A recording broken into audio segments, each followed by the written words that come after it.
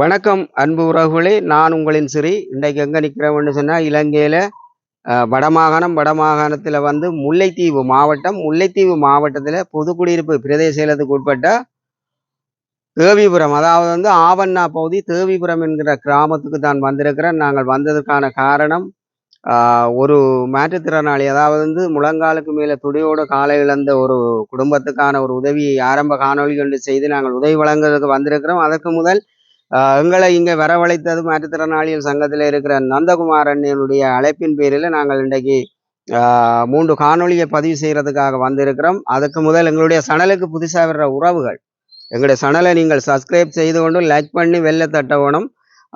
எங்களுடைய சனலை நீங்கள் ஆயிரக்கணக்கான மக்கள் வந்து நீங்கள் பகிர்ற பொழுது இப்படிப்பட்ட பாதிக்கப்பட்ட மக்களுக்கான உதவிகளை வழங்கவும் அவர்களுடைய வாழ்வாதாரத்தை கட்டியெழுப்பவும் உதவியாக இருக்கும் என்று கேட்டுக்கொண்டு, வாருங்க உறவுகளை அவருடைய இல்லத்துக்குள்ள போய் அவர்கள் என்னத்துக்கு அழைத்திருக்கிறார், அவர்களுக்கு என்ன தேவை, என்னென்ன விடயங்கள் தேவை. இது வந்து தேவிபுரம் ஆவண்ணா பகுதி கிராமத்துக்குள்ளே தான் வந்திருக்கிறோம். இன்றைக்கு அவைகளோட போய் நாங்கள் பார்த்து இந்த குடும்பத்துக்கான தேவைகள் சம்பந்தமாக நாங்கள் எங்களுடைய உறவுகளுக்கு காணொளி மூலம் கொண்டு வர போகிறோம். அவர்களுடைய காணி இதுதான். இந்த காணியெல்லாம் வந்து இங்கே வந்து கூடுதலாக கால்நடைகள் கூடின ஒரு பிரதேசம், கால்நடை விவசாயம் கூடின ஒரு பிரதேசம். இருந்தாலும் இவங்களுடைய சிறிய காணி ஒன்று இருக்குது. இந்த காணிக்குள்ள ஒரு பத்திரி பொண்டு கட்டப்பட்டிருக்கிறது. அது அங்கே போய் கேட்போம், இவ்வளோ காலத்துக்கு முதல் கட்டி இருக்குது. அதே போல் சின்ன சின்ன வருமானத்துக்குரிய வாழைத்தோட்டங்கள் எல்லாம் இருக்குது. ஆனால் தண்ணி வசதி இருக்கோ தெரியல, எல்லாம் கருகி போய் இருக்குது. சரியான வெயில். தற்காலிக ஒரு கொட்டில தான் நம்ம வசிக்கணும்.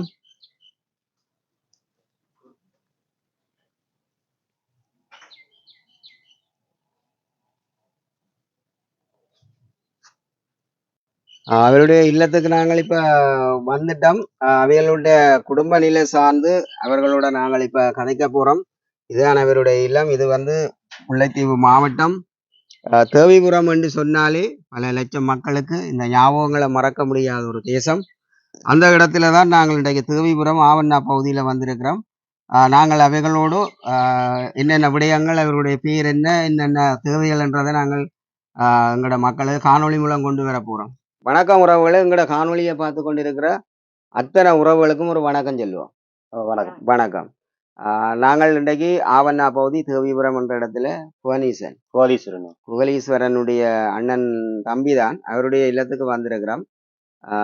அவர்கள் நாங்கள் இங்கே வாரத்துக்கு யார் காரணம் என்று நாங்கள் சொல்லியிருக்கிறோம். இந்த பகுதியில் காணொலி செய்கிறதுக்காக நந்தகுமாரனை அழைச்சிருந்தோம். அதுக்கு அமைவாக நாங்கள் இன்றைக்கு வந்திருக்கிறோம். இப்போ உங்களுடைய நிலைமைகள் சம்பந்தமாக, உங்களுடைய பேர்கள், நீங்கள் என்ன செய்கிறீர்கள், எப்படி வேலை செய்கிறீர்கள், உங்களுக்கு நாளாந்த வருமானம் என்ன, சாப்பிட்டு கொண்டிருக்கிற விடயங்கள் எல்லாத்தையும் உங்களோட உறவுகளுக்கு நாங்கள் வந்து இந்த காணொளி மூலம் கொண்டு வர போகிறோம். அதே மாதிரி நாங்களும் இன்றைக்கு விடிய அதிகாலை வேளையிலேருந்து யாழ்ப்பாணத்திலேருந்து வந்திருக்கிறோம். உங்களுக்கான ஒரு உதவியை கட்டாயம் நாங்கள் இந்த காணொலிகளுக்கு ஊடாக பெற்றுக் கொடுக்கணும் என்ற ஒரு நம்பிக்கையில் தான் வந்திருக்கிறோம். அந்த வகையில் நீங்கள் இப்போ இந்த ஊன்றுகோலில் பாவிக்கிறீர்கள், கால் வந்து உங்களுக்கு துடையோட போயிருக்கு. இப்போ நீங்கள் கூடுதலாக கால் போட்டு பாவிக்கக்கூடிய மாதிரி இருக்குதோ, அல்லது தொடர்ச்சியாக கால் இப்போ டொய்லெட்டுக்கு தண்ணியில் கொண்டு போகிற அந்த வேலைக்கு மட்டும் காலுக்கு மட்டும் பாவிக்கும்.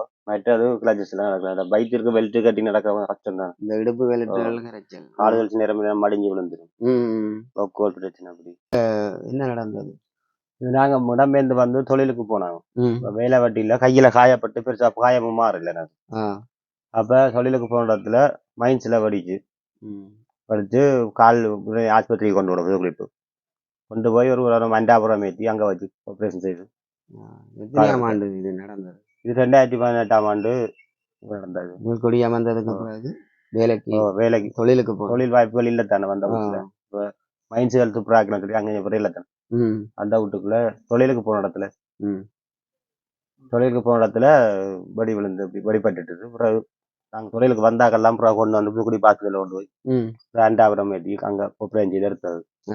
எடுத்து திருப்பி இப்படியே வந்து இந்த வீட்டில் வந்து வீட்டு பெறுதாண்டு வேற வீட்டில் இருந்தேன். நாங்கள் எங்கட காணிக்கு அப்புறம் வீடு எல்லாம் சொல்லி இங்கே வந்து அதிகாரம் மட்டும் தந்தவர்கள் இருக்குதுல்ல. நாங்களும் இந்த வீட்டில் போட்டு ஒரு 8 வருஷமா 8-9 வருஷமா இருக்கு. இந்த தற்காலிக வீட்டில் இருக்கு 9 வருஷமா இருக்கு.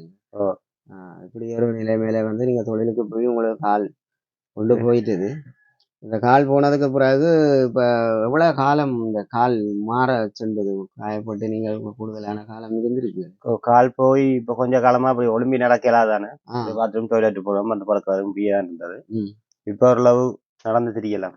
ஆ. மற்றது வேலை வாய்ப்புகளும் இல்லை தானே, எல்லாரும் காலையில் அப்படி ரெண்டு வேலையும் கூப்பிட மாட்டாங்க. ம். அப்போ பெரிய பிரச்சனை அதோட பக்கம் ஓடிக்கொண்டிருக்கு. ம். காலையிலான்னு சொல்லி வேலைக்கு ஆட்கள் எடுக்கணும். அப்ப நடக்கவும் கஷ்டம். அல்லது நீங்கள் உங்களுடைய தற்காலிகமா காலக்கடன்களை கழிக்கிறதுக்காக தான் நம்ம கால் பாவிக்கக்கூடியதா கால்கள் இருக்கு. போட்டு சும்மா மற்றபடி நோம்பலாக கூட கிளைச்சஸ் வேலையை செய்யக்கூடிய மாதிரி. ஊன்றுகோலின் உதவியோட தான் நீங்கள் இப்ப நடந்து கொண்டிருக்கிறீர்கள். இப்ப இப்படி ஒரு நிலையில வந்து உங்களுக்கு 9 வருஷமா இந்த வீட்டிலேயும் இருக்கிறீங்க. அப்ப இவ்வளவு காலத்துக்குள்ள வந்து இப்ப உங்களுக்கு திருமணம் முடிச்சு எத்தனை பிள்ளைங்க? ஆம்பளை பிள்ளை உண்டு 8 வயசு. தம்பிகிட்ட ஓ. பாடசாலை போறேன். ஓ, மூன்றாம் எத்தனையாம் ஆண்டு மூன்றாம் ஆண்டு படிக்கும். எந்த பள்ளிக்கூடம்? தேய்புரம் மாவட்டா போய். விவரம் ஆகுனாப்பா. இப்படி ஒரு நிலைமையில வந்து எந்தவித வேலையும் இல்லாம அப்ப நீங்கள் நாளாந்தமா வந்து உங்களோட காலையில அதோட நீங்கள் காயப்பட்டன்னு சொன்னீங்க கையில். கையில இது வந்து ஆனந்தபுரத்துக்குள்ள எத்தனை பஜாப்பல் மோட்டை கிட்ட காயப்பட்டது. 2008ஆம் ஆண்டு. என்னண்டு காயப்பட்டீங்க? போராளியா இருந்தீங்க? ஓ, சினேப்பர்ல காயப்பட்டது. அது இந்த பக்கத்தால தாளப்பட்டு இப்படி அதுல அது ஏற்கனவே முதல் காயத்தோட காயப்பட்டது. போய்தான் நீங்கள் புறா வந்து காயப்பட்டது. தொழிலுக்கு போயிருக்க வந்து இங்க மாத்தல் பகுதியில் காலமாக நடந்த சம்பவம் இது விடியப்புறம் ஒரு 5:45 6 மணிக்கு அப்படி இருக்கும். அதுக்கு பிறகு வந்துதான் நீங்கள் திருமணம் செய்தீங்க. ஓ, எத்தனையாம் ஆண்டு திருமணம் 2016ஆம் ஆண்டு. 2016ஆம் ஆண்டு திருமணம் செய்தீங்க. உங்களுக்கு எத்தனை சகோதரர்கள்? எங்களுக்கு 4 பேர். அண்ணா இருக்காரு, கொஞ்சம் கை கொஞ்சம் இயலாத ஆளுக்கு. என்ன ஒரு அவர் கூலி வேலைக்கு தான் போறது. இந்த கையே இயலாது. கையாவது கயிறு வெட்டி ஆளுது. கையே ஓ, 4 சவரங்கள்ல 4 சவரங்கள் ஆம்பளை சவரங்கள். ஓ, தங்கச்சி ஒரு ஆள் கேம்பஸ் படிக்கிறான். ஓ, மற்ற ஒரு ஆள் வீட்டே இருக்கா. நீங்களா? ஓ, மற்ற தம்பி ஒரு ஆள் கட்டிட்டார். இதெல்லாம் தனித்தனியில் இருக்குன்னா அம்மாவோட அப்பா இருக்கு. அப்பா இல்லை, அப்பா அம்மா அம்மாக்கள் இருக்கு. அம்மாக்கள் அங்கே அங்கே அந்த முன்னுக்கு. நீங்கள் இப்படி ஒரு நிலைமையில தான் நீங்க இருக்கிறீங்க. அப்ப உங்களுக்கான ஒரு அண்டண்டாடு சாப்பிடக்கூடிய ஒரு வாழ்வாதாரம் சொல்லி எப்படி உங்களோட குடும்பத்துல ஒரு சாப்பாட்டுக்கான ஒரு வேலையை உண்டு வேணும், அதுக்கான வருமானம் சொல்லி என்ன வேலை செய்கிறீங்களா? இப்ப என்ன வேலை செய்யக்கூடிய மாதிரி இருக்குது அல்லது எப்படிப்பட்ட வாழ்வாதாரத்துக்குள்ளார? நாங்க இப்ப தோட்டங்கள் அதில் கொஞ்சம் கொஞ்சமா செய்கிறது, பைத்தங்கொடிகள் அதுகள் வீட்டு தோட்டம் வீட்டு தோட்டம் மாதிரி ரன் பண்ணி கொண்டிருக்கோம். அப்படியான உங்களோட மனைவிக்கு எத்தனை சகோதரன்? அவாவுக்கு ஒரு தம்பி யாரும் தங்கச்சி இந்த ஊராக்கள். ஓ, அவை அங்க தூரம் தேவிரம் தான். அப்ப இப்படி ஒரு நிலையில தான் நீங்கள் இருக்கிறீங்களே. இப்ப காலையில ஆண்டு கலைக்க மாட்டேன், வாய்வேச மாட்டேன். இப்படி ஒரு நிலையில எங்களையும் அழைச்சிருக்கிறீங்க, நாங்கள் வந்திருக்கிறோம். உங்களோட நிலைமைகள் வந்து வடிவா நீங்கள் விளங்கப்படுத்தணும். வீட்டு தோட்டம் செய்கிறீங்க. இப்ப கால் ஒன்றை இழந்துட்டீங்க. ஏற்கனவே போராளியா இருந்து பச்சை புல் மூட்டையில வந்து கையில சினேபத்தாப்புல காயப்பட்டுருவீங்க.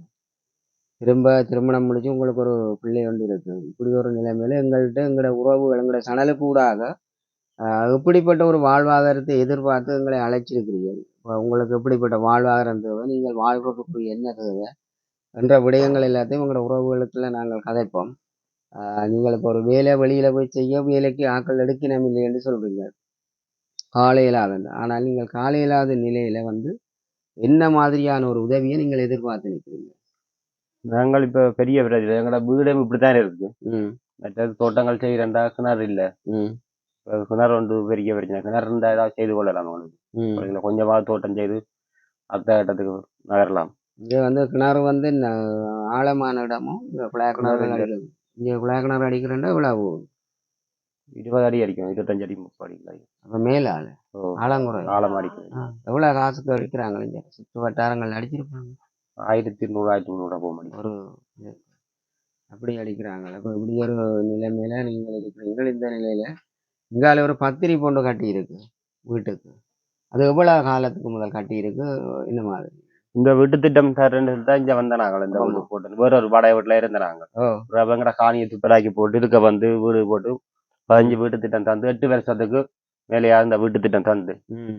இப்படி அத்திவாரத்தோட தான் இருக்கு. 1,00,000 ரூபாய் காசு வந்துட்டீங்க. 1,00,000 ரூபா காசு 8 வருஷத்துக்கு மேல் தந்தது. ஓ தந்து அதை நீங்கள் உங்களோட பங்களிப்போடு இந்த 10 கட்டி இருக்கிறீங்க. நாங்களும் ஏதோ உங்களால முடிஞ்ச அளவுக்கு தாண்டி ம். எல்லாத்துக்கும் கட்டக்கூடிய மாதிரி இருக்கு. இன்னைக்கு 9 வருஷமா நிரந்தர வீடு இல்ல, கிணறும் இல்லாம நேரம் இல்ல. இது வந்து மாறிக்கு தண்ணி வந்துடும் உள்ளுக்கு. வீட்டுக்குள்ள தண்ணி உள்ளுக்கு தண்ணி வந்துடும்.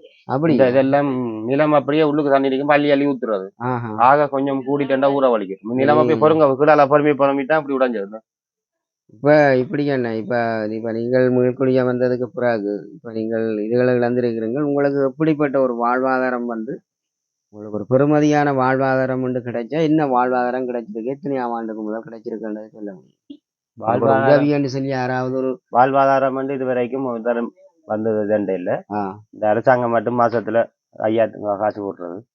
உங்களுக்கு அந்த மாற்றுத்திறனாளி விசேட தேவைக்குடைய ஒரு 5,000 ரூபாய் பணம் வந்து பிரதேச செயலகத்துக்குள்ளால வருவாங்க, சமூக சேவை திணைக்களத்துக்குள்ளால. அதை தவிர இப்ப உங்களுக்கு ஒரு கோழி வளர்ப்பு, ஆடு மாடு பால் மாடு வளர்க்கறது தான திட்டங்கள்ல அதுல ஒரு உதவி உள்வாங்கி அப்படி ஒன்றும் இல்லை. அல்லது களத்தொழில் செய்கிறபடியா களத்தொழில் வேலைகள் அப்படி ஒன்றும் இல்லை. இது வரைக்கும் அப்படி எதுவும் கொடுக்க இல்ல. தரவும் இல்லை வரவும் இல்லை. டிவி கார் மட்டும் வருவானும் மாறிக்கு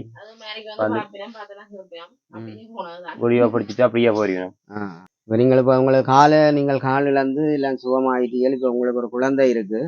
ஏதோ ஒரு வழியில நீங்கள் உங்களுக்கு ஒரு தேவைக்காக இப்ப கால் இழந்ததுக்கு பிறகு நீங்கள் மாத்தளங்கடையில தொழிலுக்காக போறீங்க. தொழிலுக்கு போறோம். இது தொடர்ச்சியா போவீங்களா இல்லாட்டிக்கு? இல்ல, தொழிலுக்கு போய் கொண்டது நாங்கள். இப்ப அந்த மண்ணெண்ணெய் காய்ச்சல் பிரச்சனை, முதலாளியும் கொஞ்சம் ஒழுங்கு இல்லை. அதால நான் எங்கட ஓடிஞ்சு எங்கடையா நாங்கள் எங்கட இதுக்கு குழச்சு கொள்ளலாம். அவைய போனா இப்ப விலைக்கு ஒரு பங்கு, அவைக்கு ஒரு பங்கு, போட்டுக்கு ஒரு பங்கு, இப்படி போய் அப்புறம் அதுல மண்ணெண்ணெய் காய்ச்சி வரும் கழிவெடுத்தான் விலைக்குள்ள எங்களுக்கு சில நேரம் 5,000 பெறும், 4,000 பெறும். சில நேரம் இன்றைக்கு போயிட்டேன்னா 2 நாளைக்கு வர மாட்டார் தொழிலுக்கு. அவர்கிட்ட போட்டு இஞ்சி நின்றபடியா வர மாட்டார். அவர் நின்றுவார்.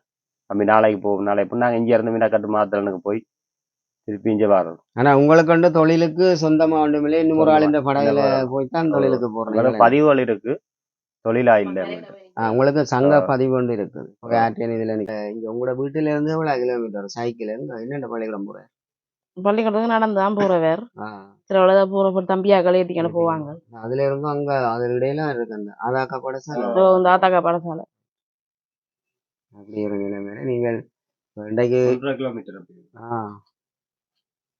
இப்போ நீங்கள் உங்களோட நிலைமைகள் சம்பந்தமா இருக்கா உங்களோட உறவுகள்கிட்ட விளங்கப்படுத்துங்க. உங்களோட தேவைகள், உங்களை நீங்கள் நாளாந்த அனுபவிச்சு கொண்டிருக்கிற துயரங்கள், உங்களுக்கு எப்படிப்பட்ட வாழ்வாதாரம் தேவையா இருக்குது, இந்த வீட்டு நிலைமை எப்படி இருக்கு.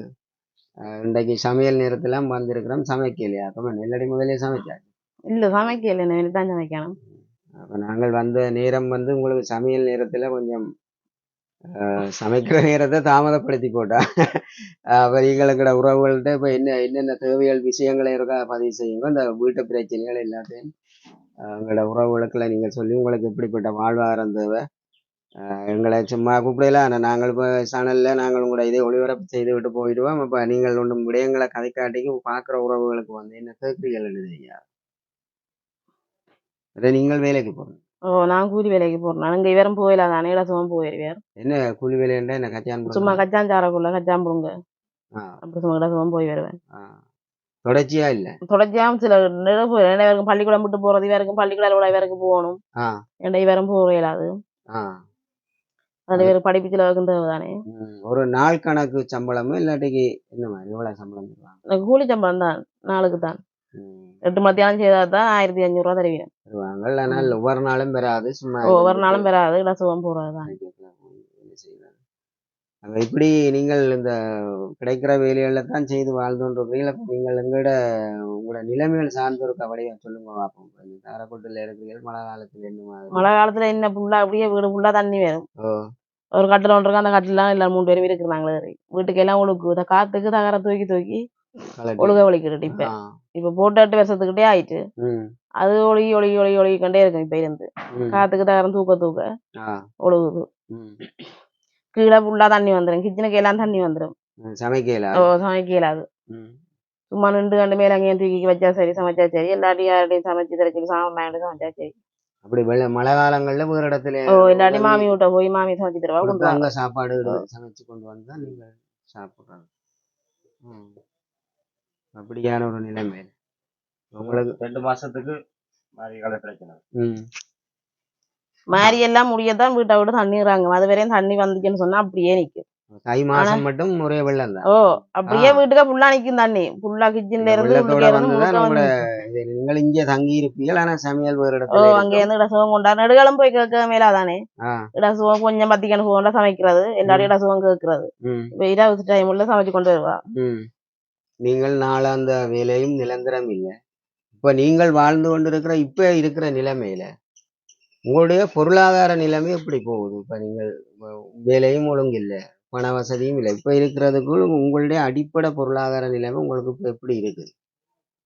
என்ன அன்ற நேரம் கூலி வேலைக்கு போயிட்டு வந்து ம் இவருக்கு பள்ளிக்கூட செலவுக்கும் கொடுக்கணும். ம் அதோட இப்ப இவர்கிட்ட ஹாஸ்பிட்டல் செலவுக்கு அப்படி இப்படி வரைக்கும் தேவை. ம் வீட்டுக்கு எங்களுக்கு சாப்பாடு செலவுக்கும் தேவை. ம் அப்படி வேற இடசுவம் இருந்துட்டு வேலைக்கு போய் வருவேன். ம் இடசுவம் நானும் போய் வரணும் வேலைக்கு. ம் அதான் கொண்டு வந்து சும்மா இந்த சாப்பாடு செலவு மங்குவீங்க அந்த செலவு கொடுக்கத்தான் காணும். ம் இவங்களுக்கு அந்த முன்னோக்கி வாரத்துக்குன்னு சொல்லி ஒரு வருமானம் செய்யறதுக்கோ அதுக்குரிய இது இல்லை எங்கள்கிட்ட. உதவிகள் இல்லை. இப்ப தோட்டம் செய்யறேன்டாலும் சொல்லியாலும் அதுக்குரிய வருமானம் இல்ல. ம் அப்படி ஆட்டைய லோன் வாங்கி கொண்டுதான் நாங்க செய்யணும். செய்தாலும் திருப்பி அந்த லோன் நாங்க திருப்பி கட்ட கட்டணும். முடியாது.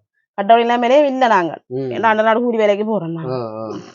அப்படி ஒரு இதெல்லாம் இருக்கிறோம் நாங்கள். ம் இந்த வீட்டுக்கு கூட ஒரு இதுவுமே செய்யலாம ம் இருக்கிறோம். வேண்டாம் கூலி வேலைக்கு போய் சாப்பாடு செலவு கெடுக்கிறதா, இவற்ற படிப்பு செலவு கெடுக்கிறதா, ம் இவற்ற ஹாஸ்பிட்டல் செலவு கெடுக்கிறான்னு தெரியாம இருக்கு. ம் அப்படி ஒரு நிலைமையில இருக்கிறோம். பக்கத்துல கொஞ்சம் வெள்ளரி பழம் தெரியுதோ, வத்தாளம் பழம். அது ஒரு கொஞ்சம் வச்சுனாங்க. சும்மா ஒரு கொஞ்சம் கொட்டை வளர்ந்தா போல வச்சுனாங்க கொஞ்சம். வத்தாளம் இதே ஓ அதுக்கும் கையாலாம் தண்ணி அள்ளி ஊத்தணும். அதுக்கு இவர் அள்ளி ஊத்த கொள்ள மாட்டேன் தண்ணி. நான் தானே இங்கே வேலையை போயிட்டு வந்து ஊத்தினா சரி. ஒரு 50 கண்டு கிட்ட வச்சிருக்கேன். 50 கண்டு கிட்ட வரும் வச்சுக்கிறாரு. அதில் வச்சுட்டு சின்ன ஒரு வருமானம் இருக்குது. அப்போ உங்களுக்கு தண்ணி கிணறு இல்லை, தண்ணி அள்ளி கொண்டே நீங்கள் எல்லாம் ஊற்றி இருக்கிறீங்க. அப்போ இப்படி ஒரு பொருளாதார நெருக்கடியில் நீங்கள் இருக்கிறீங்க. இன்னும் சில பிரச்சனைகள் இருக்கு, அதுகளை நீங்கள் பதிவு செய்யுங்க. நல்ல தண்ணியா இருந்தது, அது விழிஞ்சு போச்சு மாதிரி. கிணறு மண் கிணறா வெட்டி வச்சிருந்தாங்க. சும்மா தோட்டங்களுக்கு குறைக்க கொள்ளங்களுக்கு குடிக்க கொள்ளையன்ட்டு கடைசி அதுவும் மாறி கிடிஞ்சிட்டு. ஏன்னா தண்ணி மாறான ஃபுல்லா வீடு ஃபுல்லா தண்ணி நிற்கும், காணி எல்லாம் தண்ணி நிற்கும், அப்படியே ஃபுல்லா நிற்கும் தண்ணி. நீங்கள் இப்படியான நிலையில எங்கள்கிட்ட எப்படியான வாழ்வாரம் இருக்கிறீங்க? என்ன மாதிரி இப்போ உங்களுக்கு மேல செலவு கூட இருக்கும்? மேல செலவு கூட இருக்கு சார். ஆனா இவருக்குரிய அந்த கொமெண்ட் பட்ஜெட் அப்படியான இது இல்லை. சும்மா எங்களால் ஏண்ட அளவுக்கு சும்மா கட்டிட்டு இருக்கிறோம். சும்மா ஒரு டாய்லெட் இருக்குது, கட்டக்கூடிய அளவு கட்டி போட்டு இல்லை. இவருக்கா இருக்கக்கூடிய மாதிரி கொமெண்ட் இல்லை. அப்படி ஒரு நிலையில வீடும் இப்படியா இருக்கு. வீடும் இப்படி வீடு முறையில வீடா இல்ல, வீட்டு திட்டமும் இல்ல, கிணறும் இல்ல, முற்றா கிணறும் இல்ல. ஒரு தோட்டம் செய்யறா கூட ஒரு கிணறு இல்ல. அவசியம் உங்களுக்கு என்ன தேவையா இருக்கு? வீடோ கிணறோ வாழ்வாதாரம்? எங்களுக்கு அவசியம் இப்ப வீட்டை கட்டுதான். ஏன்னா மேரிக்கு ஒவ்வொரு மேரிக்கு 8 வருஷமா இந்த தண்ணி இதுக்க வேற தான் இருக்கிறோம். வேறமே எந்த ஒரு உதவியுமே செய்ததும் இல்ல. எங்க வீடு ஒன்று பெரிய ஒரு புண்ணியமா கட்டி தந்தாலே காணும். இவருக்கு எத்தனை வயசுல இருக்கு? இவருக்கு 2 வயசுல போனது கால். அதுக்கப்புறம் அங்க இவர்கிட்ட சௌகரங்கள் கொஞ்சம் உதவி செய்த கால் போயிருக்கேங்க. அதுக்கப்புறம் இவரோட கொஞ்சம் ஒரு 3 மாசத்தால இவரும் ஒளிம்பி கொஞ்சம் தண்டை ஒழிக்கிட்டேன். 3-4 வருஷத்தால கொஞ்சம் நடக்க கொள்ளை தண்டி வந்துட்டேன். அதுக்கப்புறம் நானும் விட்டு இவரோட தம்பியை விட்டு நானும் வேலைக்கு போய் வர இடசுவோம். வேற மாமியாக்கள் நிப்பினோம். மாமியாக்கள்லாம் கொஞ்சம் பார்த்து விட்டாது. உங்களுக்கு உங்களோட பக்கங்களாலும் உறவுகள் கஷ்டமா இருக்கணும். அவையும் கஷ்டம் தான். மாமியாக்கள பக்கம் உறவுகளும் திருமணங்களை முடிச்சு இருக்கிறபடியா கஷ்டமான சூழ்நிலையில இருக்கிறபடியா இப்போ கொஞ்சம் உங்களை உயர்த்தி விட முடியாத அளவுக்கு இருக்கிறாங்க. சரியான கேட்க கொள்ளல. ஏண்டாவையும் கஷ்டப்பட்டாங்க. வெயில் உறவுகளே இந்த தாரத்துக்குள்ள இங்க பதிவு செய்யலாம் இருக்கு. தயவு செய்து இதுதான் வெயிலண்டா வெயில் வெக்க காலத்துல இருந்ததுக்கு வெயில், மழை காலத்துல கீழே தண்ணி. இதுதான் நிலைமைங்கட. அதான் இப்படியா நிலைமையில இருக்கு. எங்களுடைய காணொலியை பார்த்து கொண்டிருக்கிற உறவுகள், இந்த குடும்பம் ஆவண்ணா பகுதி தேவிபுரம் கிராமம், புதுக்குடியிருப்பு, முல்லைத்தீவு மாவட்டம். இந்த இடத்துல தான் வேறொரு சிறிய குடும்பம். இந்த நிலையில இந்த குடும்பம் வசிச்சு வருகிறது. ஆனால் இவர்களுடைய கோரிக்கை என்னென்று நீங்கள் பார்த்திருப்பீர்கள். அவசியம் இங்க கிணறு ஆழம் குறைவாம். 25 அடி 30 அடியில தண்ணி வந்துடுமா. அப்ப கிணறு வசதி ஒன்று கேட்கணும். மற்றது அவை மெலசல கூடம் கட்டி இருக்கணும். அதையும் நாங்கள் காட்ட போறோம். இவர் போய் அதை பாவிக்க முடியாத அளவுக்கு கொமோட் இல்லை. அதே மாதிரி 8 வருடங்களுக்கு முன்பதாக ஒரு வீட்டு திட்ட ஒரு உதவி ஒன்று கிடைச்சி 1 லட்சம் ரூபாய் பணத்தோட அவை வீட்டுக்கான அடி பத்திரிப்பு கட்டி இருக்கு. 9 வருஷமா இந்த தகர கொட்டில வாழினம். இந்த வீட்டினுடைய சமைக்க முடியாத அளவுக்கு மழை வெள்ளம் நிற்கும். மார்கழியில தொடங்கினா ஜனவரி மட்டும் வெள்ளம் நிற்கும். அவை இந்த சமையல் உணவு கூட எண்ணுமுறாக்கள் இந்த உதவியோட தான் சமைச்சு வீட்டை வந்து சாப்பிடினோம். அதுவும் வந்து கட்டில் போட்டுட்டு 3 பேரும் ஒரு இடத்துல இருப்பினோம். அப்போ வெள்ளம் தொடர்ச்சியா இருக்குமா. அதோட வந்து இவர் வந்து முழங்காலுக்கு மேலே துடையோட காலை இழந்து இருக்கிறபடியே இவர் அவசரமா வந்து தனக்கு வழங்கப்பட்டிருக்கிற செயற்கைக்கால் பொருத்தப்பட்டிருக்கு. ஆனால் அந்த காலை முழுமையா பொருத்தி நடக்க முடியாத அளவு இருக்குன்னா மேலே ஆகலும் கால் போயிருக்கு. அவசிய தேவைக்கு மட்டும் அதை பாவிக்கிறேன்னு சொல்லி இருக்கிறார். மற்றது விரும்பாமலும் புதுமாத்தலன் என்றாலே தெரியும். புதுமாத்தலன் கரையோரத்தில் போய் இன்னும் ஒரு ஆளின் படகு உதவியோட தான் ஒரு உதவி செய்து அதிலே ஒரு தொகுதியான பணத்தை கொடுப்பினா நான் தொடர்ச்சியா போக முடியாது. இல்லை அவை விராட்டிலும் அந்த வேலையில் இவருக்கு நிலையான வாழ்வாதாரம் வந்து இல்லை. பதிவு செய்திருக்கிறேன். இதுவரையிலே எந்தவித நிலையான வாழ்வாதாரங்களும் தங்களுக்கு வழங்கப்படையில்லை என்று. அதே நேரத்தில் 2 பேற்ற பகுதியிலும் வறுமை இருக்கிறது அவைகளுடைய குடும்பங்கள்ல. இப்படியான ஒரு சூழ்நிலையில தான் எங்களுடைய சணலுக்கு ஊடாக தங்களுடைய குடும்ப நிலையை வெளிக்கொண்டு வருகிறோம். இந்த காணொலியை பார்த்து கொண்டிருக்கிற அத்தனை உறவுகளும் உங்களால் முடிஞ்ச உதவியை செய்து இவர்களுக்கான வீட்டு திட்டத்தை கட்டி கொடுக்கறதுக்கு 2 நிறுவனங்களுக்கு நான் இந்த கோரிக்கையை இந்த தணல் மூலம் முன்வைக்கிறேன். மக்கள் நல்வாழ்வு மையம் அவர்களுடைய வீட்டு திட்டத்தில் இணைக்கலாம். அதே போல பெல்ஜியத்தில் இருக்கிற ஜெயிவண்ணனுக்கும் இந்த கோரிக்கையை முன்வைக்கிறேன். ஜீவ ஊற்று அன்பின் கரம் ஸ்தாபனத்துக்கு ஊடாக இந்த வீட்டையும் இந்த குழாய் கிணறையும் அடிக்க வேணும் என்று கேட்டுக்கொள்கிறேன். நேற்றைய நாளில் பெல்ஜியத்தில் இருக்கிற ஜீவ ஊற்றினுடைய பொறுப்பதிகாரியா இருக்கிற ஜெஜீவன் அவர்களோடு நான் தொலைபேசி மூலம் கதைச்சிருந்தேன். இங்கே ஒரு காணொளி பதிவு செய்ய போறோம். அவர் துடைக்கு மேல காலை இழந்து அவருக்கு நிரந்தரமான இல்லம் இல்லை, குடிநீர் வசதி இல்லை என்று எங்களோட தொடர்புகளை ஏற்படுத்தினார்கள் கதைச்சிருக்கிறோம். அது சார்ந்த விடயங்களை நீங்கள் கவனத்தில் எடுக்கணும்னு அவர் சொல்லியிருந்தார். அவர்களுடைய காணொலியை நீங்கள் போடுங்க. நாங்கள் அவர்களுக்கான வீட்டையும் குழாய் கிணறையும் அடிக்கிறதுக்கு நாங்கள் பொறுப்பெடுக்கிறோம் என்று சொல்லியிருக்கிறார். அந்த விடயத்தையும் இந்த காணொலியில பதிவு செய்கிறோம். இதுல எந்த நிறுவனம் என்றாலும் நீங்கள் இதில் முன்னெடுத்து துரிதகதியில மழை வரப்போது வேகமாக இந்த காணொளி மூலம் இவர்களுக்கான நிரந்தர இல்லத்தை அமைத்து கொடுத்து இந்த குடும்பங்கள் மழை காலத்தில் ஒரு நிம்மதியாக படுத்துறங்கக்கூடியதை நீங்கள் செய்ய வேணும். என்னென்றா இது தேவிபுரம், சுதந்திரபுரம், மாத்தளன் அப்படியே சொல்லிக்கொண்டே போகலாம். போர்கள் கடுமையாக நடைபெற்ற ஒரு பிரதேசம், கடும் பாதிப்பான ஒரு பிரதேசம் தான் இந்த தேவிபுரம் என்ற இடம். தேவிபுரத்தில் இருந்து புலத்துக்கு சென்ற ஆக்களும் நீங்கள் இன்றைக்கு நீங்கள் மறக்க கூடாது. இந்த மக்களுடைய நிலைமைகளை நீங்கள் விளங்கப்படுத்தி உதவிகளை பெற்றுக் கொடுக்க முன்வரணும் என்று கேட்டுக்கொண்டு இன்றைக்கு நாங்கள் வந்து ஒரு சிறிய ஆரம்ப காணொளிக்கு நாங்கள் ஒரு உதவியை செய்ய போறோம். தற்போது நீங்கள் சின்னனா ஒரு வேலையை நீங்க தொடங்குறேன்டா இப்போ உங்களுக்கு எவ்வளவு காசு தேவை? கச்சான் வைக்கவோ இதை உழவடிக்கவோ ஏதாவது ஒரு இப்போ ஒரு ஏக்கர் உழுறாலும் சார் அதுக்கு ஒரு 2000 காசு வேணும். 8000 ரூபாய் வேணும். அதை இப்ப உழுது ஒரு அடியில ஒரு தோட்டம் செய்யலாது. அவ்வளவு புல்லு அதை திருப்பி 2 தரம் மறந்தாதான் அதுக்கு ஒரு தோட்டம் செய்யலாம். அப்படி ஒரு காவுளவுக்கு 8000 கேக்குறோம். 16,000. திருப்பி அதுக்கு அதுக்கு எதுவும் தோட்டங்கள் நெல்லு போடுறேன்டானே கச்சான் போடுறேன்டானே என்ன போனா அதுக்கான வருமானம் இருந்தா தான் நான் செய்யலாம். இப்ப ஒரே ஏக்கர் உங்களுக்கு இருக்கு? 2 ஏக்கர். 2 ஏக்கருக்கு போடுறதுக்கு இவ்வளவு நெல்லு காசு வருது? நெல்லு காசு நெல்லு காசு ஒரு மேய்க்கு வரும் 12,500 ஒரு வேகத்தும் காணாது. 2 வேக எடுக்கணும், எடுத்தாதான் புல்லா இருக்கலாம். தண்ணி கடுமையா பாயறதால பெரம்புகள் கொஞ்சம் உயரமா போடணும், வேண்ட தண்ணி ஃபுல்லா முட்டி நிக்கிறது. 2 ஏக்கர் காணி இருக்கு. ஆனா 2 ஏக்கர் காணி, 1 ஏக்கர் காணியே உழவடிக்கிறதுக்கு மண்ணை பதப்படுத்தல் செய்யறதுக்கு உழவடிக்கிறதுக்கு ஒருக்கா வந்து 8000 ரூபா கூலி, 2 நேரம் உழவடிக்க வேணும் 16,000 ரூபா, 2 பேக் நெல்லுக்கும் 12,000 தேவை. ஆனா எனக்கு 20,000 தான் கிடைச்சிருக்கு. இப்ப மீதி 12,000க்கு எங்க போறோன்னு எனக்கு தெரியாது. நான் இந்த ஆரம்ப காணொளிக்கு அவருடைய ஒரு வாழ்வாதாரத்தை ஏற்படுத்தக்கூடிய மாதிரி இந்த பண உதவியை நான் செய்கிறேன். இந்த பண உதவியை வச்சு நீங்கள் ஒரு விவசாயத்தை உழவடிச்சு எனக்கு ஒரு சின்ன ஒரு வீடியோ ஒன்று போடுங்கோ. அதுக்குடனே நாங்கள் உங்களோட காணொலியை நாங்களுடன் முதலாவது காணொலியாக இப்போ நாங்கள் பதிவு செய்து இந்த கிழமைகளை நாங்கள் ஒளிபரப்பாக்குவோம். பார்த்து கொண்டிருக்கிற உறவுகள் உங்களுக்கு நல்ல ஆரோக்கியமான முடிவுகள் கிடைக்கும் என்று தான் நான் நம்புகிறேன்.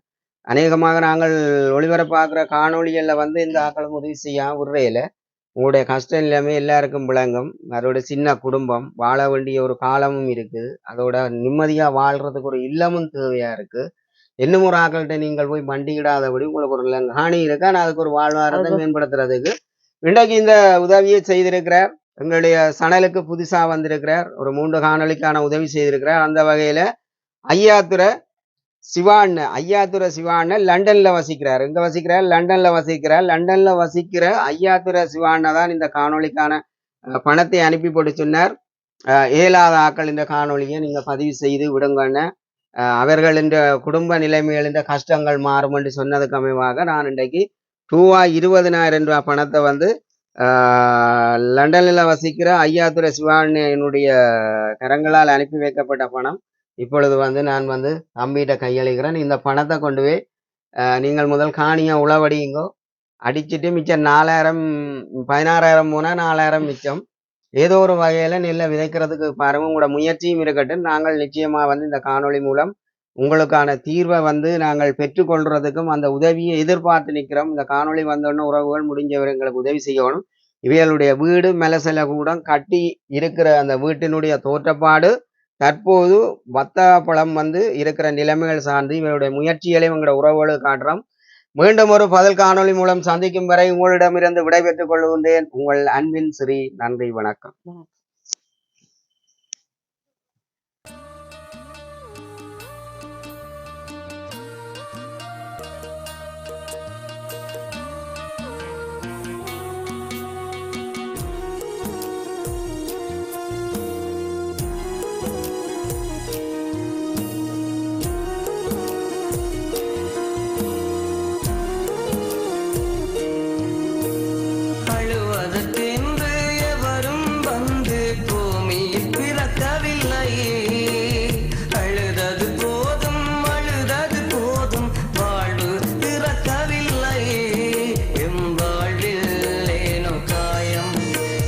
காலம் செய்த மாயம்